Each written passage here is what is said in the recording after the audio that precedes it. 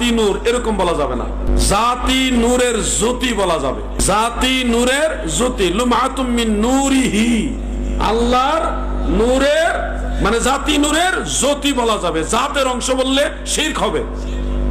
আল্লাহর জাত এবং সিফাত এটা কাদিম, এটা কোনো অংশীদারিত্ব নাই, টুকরা হয় না, অংশীদারিত্ব হয় না। আল্লাহর জাত কর্তৃক হিকমতে কামেলা দ্বারা বেলা ওয়াসিতা নূরে মুহাম্মাদি সৃষ্টি। এই জন্য নবীজিকে জাতি নূরের জ্যোতি বলবেন। সরাসরি আল্লাহর জাতের অংশ বললে ঈমানই থাকবো না, আমও যাইবো সালাও যাইবো। জাতি নূরের জ্যোতি বলবেন, আল্লাহর জাতের অংশ বলা যাবে না। আল্লাহ আমাদের বোঝার তৌফিক দেন, আমিন। আজকে আর না আমার শরীরটা। রসুল আমাদের মতো মানুষ, এটা আমার বাবার কথা নয়, কোরআনের কথা।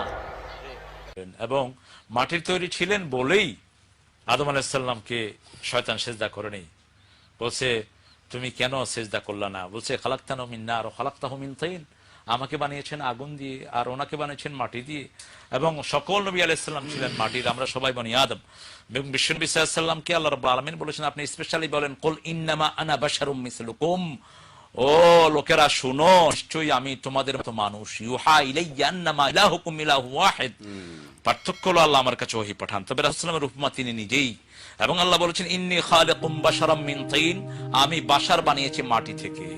এখন মাটির উপাদান আজকের বিজ্ঞান বলেছে মাটিতে 8টা উপাদান থাকে, একটা হলো লাইট, আর বাকিগুলো থেকে মাটি সুপিরিয়র। এই জন্য মাটির আদম যেখানে গিয়েছে নূরের ফেরেশতা সেখানে যেতে পারে নাই।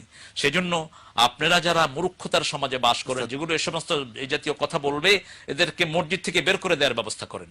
এগুলো মুশরিক, এই মুশরিকের পিছনে নামাজ পড়া হবে না। যারা বলবে যে রাসূল সাল্লাল্লাহু আলাইহি ওয়াসাল্লাম নূরের তৈরি, এটা না বললে কাফের হবে, তো তুমি কাকে কাফের দিচ্ছ? আল্লাহ বলছে ইন্নী খালিকুম বাশারাম মিন তিন, আমি সব মানুষ বানিয়েছি মাটি থেকে। আর রাসূলকে বলছেন আপনি বলে দেন আনা বাশারুন মিসলুকুম, বলছেন ইন্নাকুম লিআদামু আদামু মিন তুরাব, আদম তোমরা সবাই আদমের সন্তান, আদম হলো মাটি দিয়ে। আর নবী সাল্লাল্লাহু নিজে বলছেন আনা সাইয়্যিদু ওয়ালাদ আদম, আমি আদম সন্তানদের লিডার।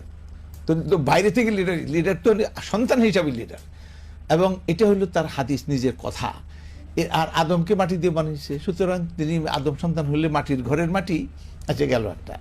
2 নম্বরে তিনি সূরা আল কাহফে নবী সাল্লাল্লাহু আলাইহি ওয়াসাল্লামকে আল্লাহ পাক বলেন তুমি বলে দাও কুল ইন্নামা আনা বাশার, তুমি বলে দাও এ ছাড়া আর কিছুই না। ইন্নামা শব্দের অর্থ হলো এখন সামনে যে কথাটা বলবো এটা ছাড়া আর কিছুই না, যে আমি মানুষ, অর্থাৎ মানুষ ছাড়া কিছু না।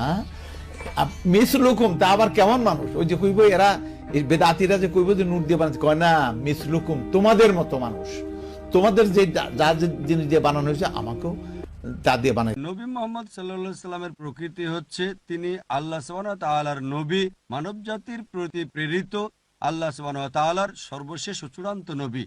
প্রকৃতিগতভাবে তিনি মানুষ ছিলেন, আপনার আমার মতোই, হ্যাঁ মানুষ, কিন্তু একজন আদর্শ মানব।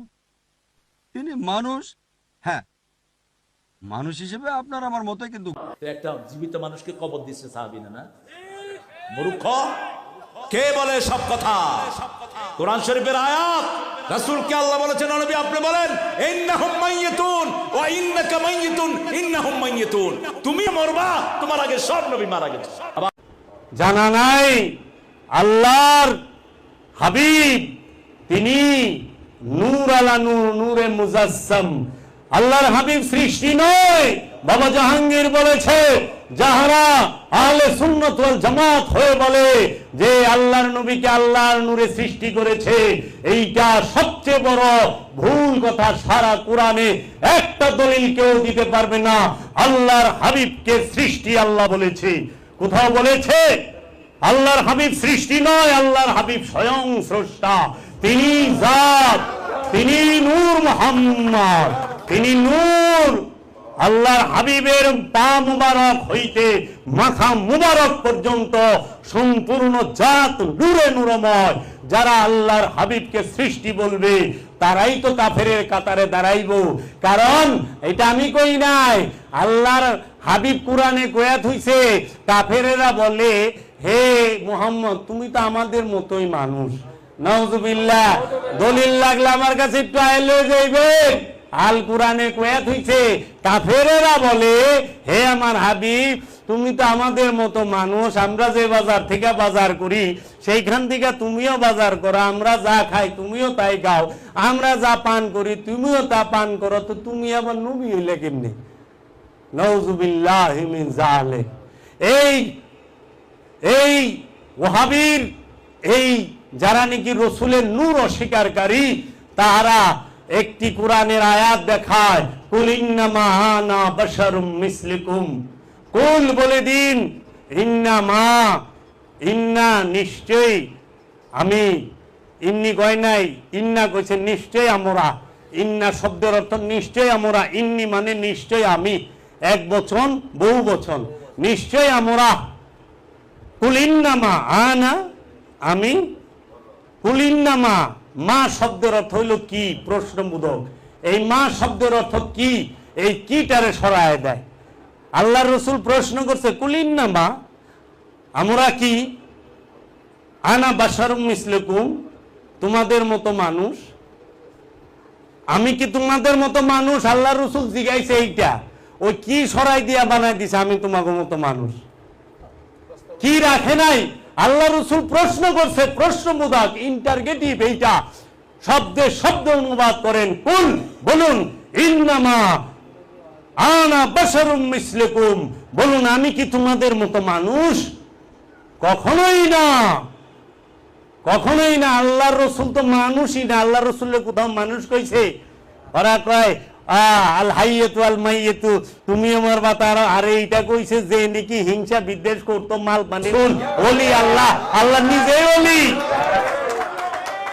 নবী আল্লাহ যে হেমরে কেমনে? নবী আল্লাহ যে সে মরে কেমনে? নাউজুবিল্লাহি মিন যালিক। মরবি তোরা, পাগল মরলে বাতি জ্বলে, কোন মুন্সি মরলে জ্বলে না। ওই মানুষে আল্লাহ আছে, অন্ধের দলে কানার দলে।